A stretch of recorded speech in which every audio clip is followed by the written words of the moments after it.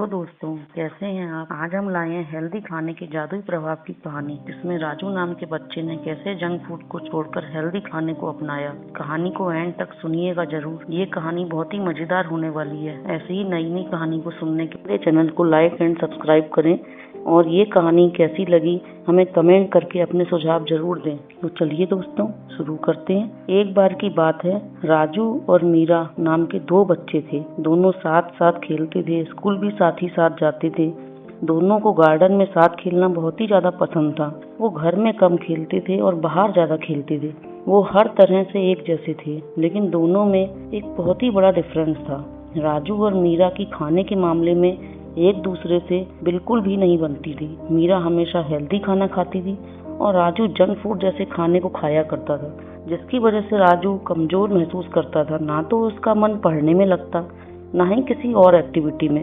एक दिन की बात, मीरा को एक जादुई गार्डन के बारे में पता चला, तो उसने अपने बेस्ट फ्रेंड राजू को बताया कि ऐसा भी एक गार्डन है जो जादुई है और वो हमारी विश पूरी कर सकता है। राजू बोला, मीरा ऐसा भी कुछ होता है क्या? मैंने तो नहीं सुना, और ये सब टीवी पर आने वाले कार्टून में दिखाया जाता है। ऐसा वास्तव में नहीं होता है। तुम भी इन पर यकीन मत करो।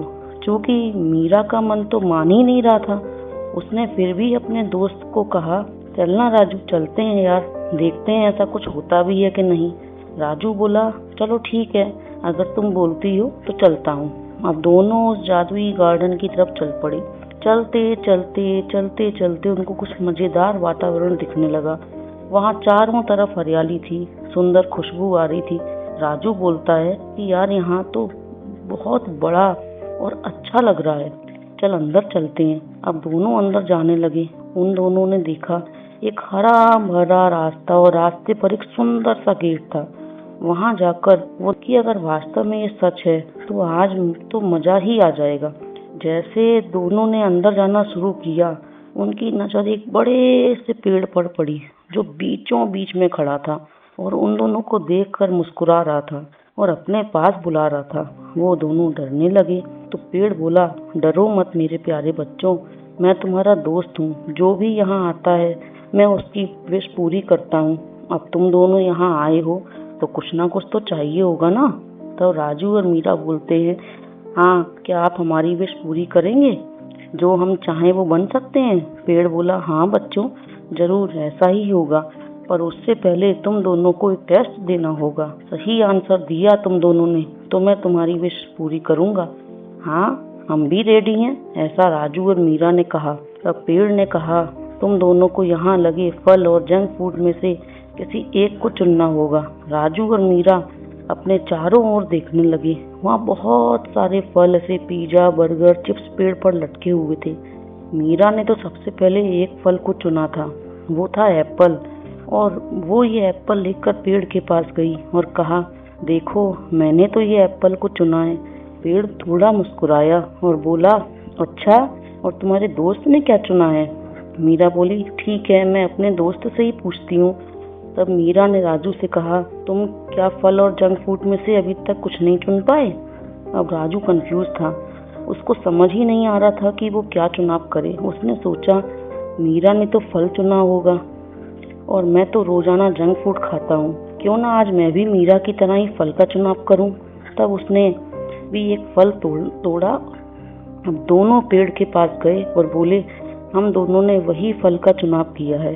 अब बताओ, आप हमारी विश पूरी करेंगे या नहीं? पेड़ मुस्कुराते हुए बोला, हाँ मेरे प्यारे बच्चों, मैं जरूर तुम्हारी विश पूरी करूंगा।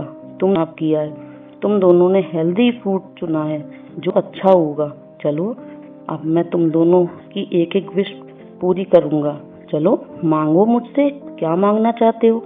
तब सबसे पहले मीरा बोली, मुझे तो आप सुपर स्ट्रेंथ गर्ल बना दो, मैं सब लोगों की हेल्प करना चाहती हूँ।